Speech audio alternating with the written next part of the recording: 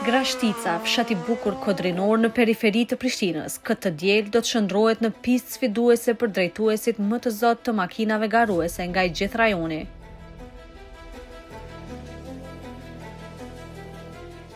Do të filloj pra gara malore për herë të parë në këtë sezon, pra është gara malore në Grashticë. Si çdo vjet, prej vitit 2008 gjithmonë e mbajmë aty në të njëjtin shteg. Të shpresojmë që ka me pas edhe garus mjaftueshëm, pasi që vitet e fundit është kara numri I garusëve, pasi që është gara e parë edhe kemi shpresë që ma shumë do të vinë. Po, sidoqoftë, na do të mundohem me organizu sa ma mirë që është e mundë. Gara Hill Climb Grashticë 2025, e cila organizohet nga klubi Prishtina Racing Team, po hyn me ritëm të shpejt në kalendarin kombëtar, si një prej ngjarjeve më dinamike të motosportit malor. Shtegu I Grashticës, që është prej segmenti rrugor, pra prej Grashticës deri në Stallov, I ka 3 kilometra, është një shteg I improvizum, faktikisht në ato e kemi gjetë si shtegun më të afërt, malor, në afërsitë Prishtinës, që I përmbush ato standardet që janë sipas Federatës Ndërkombëtare të Automobilizmit, FIA, që duhet me qenë gjerësia mjaftueshme, siguria në nivel edhe asfalti I mirë. Ajo ka qenë shtegu më I afërt që kemi mujt me organizu. Herën e parë ka qenë 2008-ën, edhe çdo vit rend e kemi organizu. Tashmë veç ajo është bo garë tradicionale e Prishtinës, e disiplinës malore. Kush e mban rekordin e kohës më të mirë në këtë shteg? Kohën më të mirë e ka bo Gazmen Demolli në atë klasën e single seater, pra me bolidin e tij. Shpresojmë që në qoftë se do të ketë prapë ndonjë veturë të tillë do të përmirësohet ajo, ndërsa në klasën e veturave kohën më të mirë e ka pas sa e di unë Liridon Kalenderi, tash pasi që këtë vit sipas gjitha gjasë s'do të ketë bolida, atëherë do të ketë vetëm vetura kategoria 1. Të shohim se si pashti që të njëjtën veturë vozita dhe Gazmen Demolli, shohim se a do të arritë ta thej rekordin e Liridonit. Sa garues deri më tani janë regjistruar?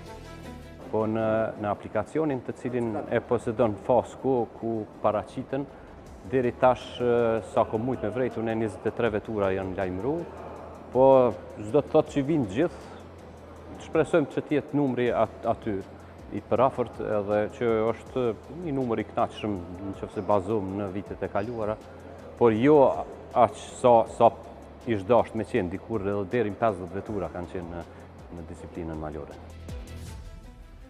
Sa ka interesim për këtë garë nga garuesit e rajonit? Garuesit prej vendeve tjera ma shumë janë koncentruar në garat e CEZ, ose të zonës qendrore të Evropës, të cilat na tash I kemi 2, një është në Kull dhe tjetra në Brezovic. Pasi veç I kemi 2 gara, ata ma shumë do të paraqiten në ato 2 gara, ndërsa në këto gara tjera që nuk kanë ndonjë interes për ta, pasi që s'do të marrin pikë, atëherë edhe ma vështirë që vinë. Edhe pse është paralajmëruar edhe një garus nga Shqipëria, po të shohim tash si. Sa duhet përkrahje nga sponsorët për organizimin e këtyre garave?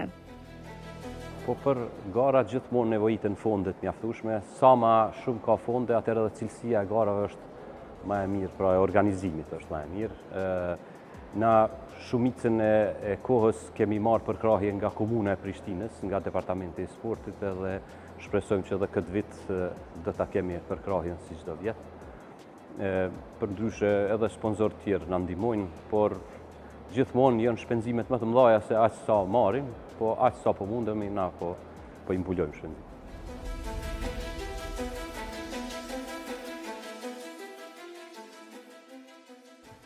Në çfarë ore pritet të fillojë nesër gara?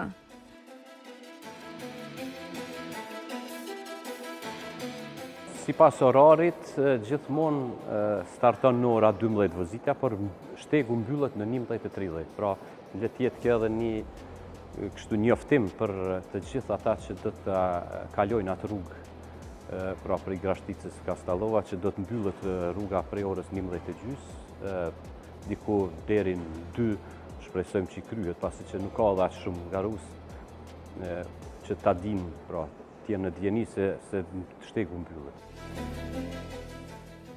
A do të ketë organizime të tjera nga klubi i Prishtinës këtë vit? Po na gati çdo vit, jo gati, po çdo vit jemi duke e organizu këtë garën e malore në Grashticë. Do të tentojmë edhe ndonjë garë në disiplinën slalom ta organizojmë. Po ashtu jemi klubi me mas shumë të garues që janë gjithmonë të suksesshëm. Marrim pjesë edhe në gara ndërkombëtare. Vjetë kemi pas edhe një kampion në FIA CEZ, pra në zonën qendrore të Evropës. Vallonia A ishte i pari në grupin 4. Dhe në të kaluamën ka qenë edhe Valdet Kaçandolli edhe Gazmendemolli, të cilët po ashtu kanë korë fitore, kanë qenë, pra, i kanë titujt e kampionëve të po asaj zone në klasat e tyre. Shpresojmë që gjithmonë prej klubit tonë të vazhdojmë me suksese nga Rustan.